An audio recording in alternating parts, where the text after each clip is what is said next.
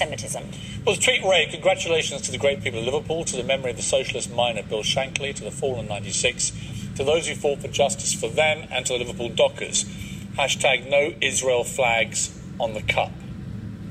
Well, George Galloway joins us now. Tottenham fan Lord Sugar is amongst those who've spoken out against the former Labour MP, calling him a racist and a piece of trash, and he joins us live from his home in Essex this morning. George, if you had just stopped before making mention of the Israel flag, it would have been all right. Why did you have to put that in? It's like being lectured by the hunchback of Notre Dame. What, me asking you that question? No, Lord Sugar sitting there in his expansive drawing room. This man who tweeted the most outrageous, racist trash at the time of the World Cup about the Senegal football team. To answer your question directly, I call out the Israel flag every time I see it. Whether Tommy Robinson and the EDL are carrying it, or the loyalists in East Belfast, or the football fans at Rangers or at Tottenham Hotspur. Why do you call out the Israel flag? Because it is an Israel flag. But why do you call it out? Why do I call it out? Because it's the flag of apartheid. I have spent 45 years fighting for the Palestinian people. So if you feel like me, and millions do, I assure you, including many watching this morning, you have to call it out. But you also know, George, you also know that Tottenham Hotspur has famously a very large Jewish following. Many of the fans will show an Israel flag from time to time. They're very proud of it. They're very proud of their Jewish heritage. And there's no doubt that when you first see that tweet that you do, as Tottenham Hotspur rightly said, as Lord Sugar and other prominent Jews in this country have said, it just looked blatantly anti-Semitic. Well, what's Israel got to do with Judaism? Many Jews in Britain and in the world are completely against Israel. And many are not. Well, and many are not. And I'm against Israel. But you're entitled There's no point in arguing about this, Piers. You know my position, I know yours. I'm against Israel. You've been fired for choosing a moment of a football match. Yeah. In which I'd just been watching all these Israel flags being flown. Right, but the implication, whether you like it or not, was that to the Jewish following of Tottenham Hotspur, this is the implication they took, is that you were choosing that moment to gloat that actually a Jewish-supported football club had failed to win the Champions League. You know that. No, I don't know it. It's false. This is not Alice in Wonderland where you get to choose what words mean whenever you like. The words are the words. You've been fired for those words. Well, look, I haven't been paid for more than 2 months, and my producer got sacked on Friday night before the show, so there's much more to this than you know, but you will know all of it. Ever since Ofcom found against my show some months ago on the Skripal affair and on the Jeremy Corbyn affair, 2 counts, the show's been in special measures. But I don't want to dwell George, on many talk people radio see because criticism. I've already moved on. But many people see the delegitimization of the Israeli state as anti-Semitic. Well, that your issue is it's a trick with Jewish it's people. It's a trick that they play, and they always play it. Who said that to me? Shulamit Aloni, a cabinet minister in an Israeli government, over dinner in her house in Tel Aviv. You can have an issue with the Israeli government or the Israeli leader, but why an issue with the Israeli? It's a trick. Israel as a country. They brand anyone who supports the Palestinians as an anti-Semite. She told me it's a trick we play.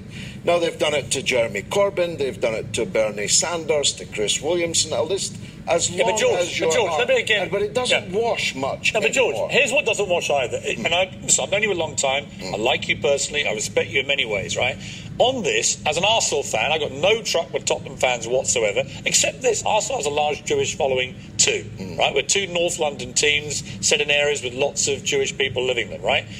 I was offended on behalf of Tottenham fans. I was, because actually there was no need for you to make a political point about Israel in a hashtag about a football match. No, and actually it looked like you were delighted. Well, why were they waving you weren't delighted that Tottenham had lost because they played badly or you're an Arsenal fan. You were delighted they lost because of their connections to Jewish people and to Israel. This is Alice in Wonderland. It's not Alice in Wonderland. You're inferring things that aren't there in black and white. I'm inferring things that actually are there in black and white, George. You know, they're not. The words in black and white. You literally put it in black and white. Black and white Israel flags. That's nothing to do with Jewish people. Why did you need to make that point? Because I had been watching those Israel flags being waved all evening. You were watching hundreds of millions. So here's my point to you, George. You were watching Jewish fans. They weren't. How do you know they were Jewish? Tommy Robinson isn't Jewish. When he walks down the road, you think the people that were waving Jewish? They almost certainly weren't Jewish. Right, and you know that very well too. Right. So you don't. Almost certainly weren't Jewish. But you don't know who they were. It's a political flag. You don't know who they were. I just know what the flag is. Right. I would argue it is highly.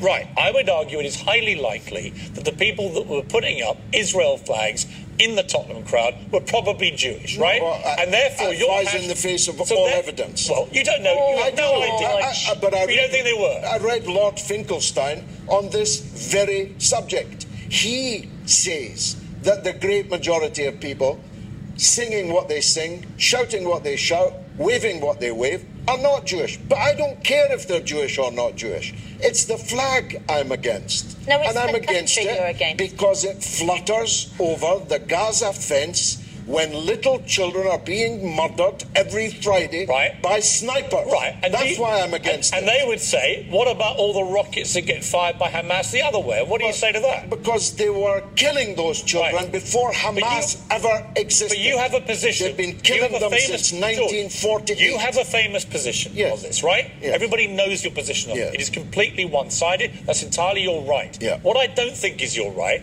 is to put a hashtag like that on a night that Tottenham lose a game, which if you're a Jewish fan of Tottenham, you take as a personal insult in an anti-Semitic manner. Take a look at my Twitter line and you'll see a significant number of Jewish people absolutely supporting. And I've seen a significant number of Jewish people enraged and furious. Most Jewish and what they see at a time in this country, George, at a time in this country... Anti-Semitic attacks on the rise, Galloway.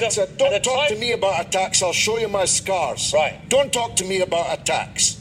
Muslims are attacked in Britain. Yes. 10, 20 times more than Jewish people are. But you don't talk about it. You don't want to talk about it. Don't talk to me about attacks. I can show you my scars, literally.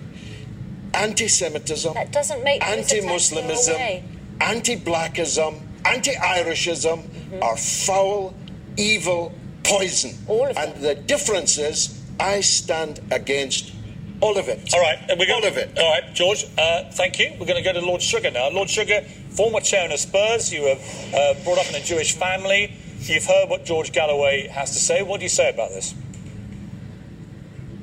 Well, he's talking a load of garbage, as usual. First of all, Piers, you've been to Tottenham with me when I've invited you there with your dad. I was at the Champions League game this week. I walked with 1,500 Tottenham fans and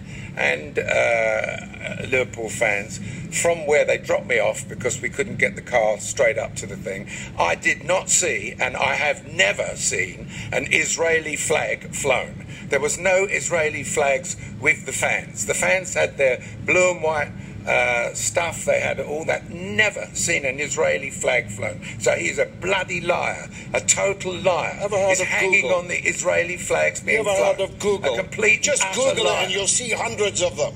All right, Lord Sugar, let me ask you... Shut your mouth. Just shut your mouth for a minute. Just shut your mouth for a minute. Let someone else Lord Sugar, let me ask you this. Just shut your mouth for a minute. Let me ask you this. On the assumption that Israel flags have occasionally been flown in Tottenham crowds, right? Let's assume that for a moment. Would you find what George Galloway said about Israel as a state and its flag, why is that anti-Semitic to you? Well, first of all, Piers, what his opinion is on Israel, which is a separate country to England and Palestine, that's his opinion. He's entitled to it, okay? The fact that he put it in a tweet associated with the Champions League game was for one reason and one reason only. He is an anti-Semite, as simple as that. Everybody knows, as you've quite rightly stated, that we have a great following of Jewish fans, just like Arsenal do, because we're in North London, okay? So it was absolutely designed to show that he's an anti-Semite, because what has Israel got to do with the Champions League game? What has Israel got to do with, and Palestine problem got to do with a game of football between us and Liverpool? It was absolutely designed to mean what it does and what everybody else has interpreted it to be. He's an absolute vehement anti-Semite. Bottom line, end of story. And that's why we're all so upset about it. He said, and he has a point, that you yourself tweeted something that many people took to, was a joke, as you put it, but many people took it as racially insensitive and bordering on racist. What do you say to that? Yeah, I mean, I remember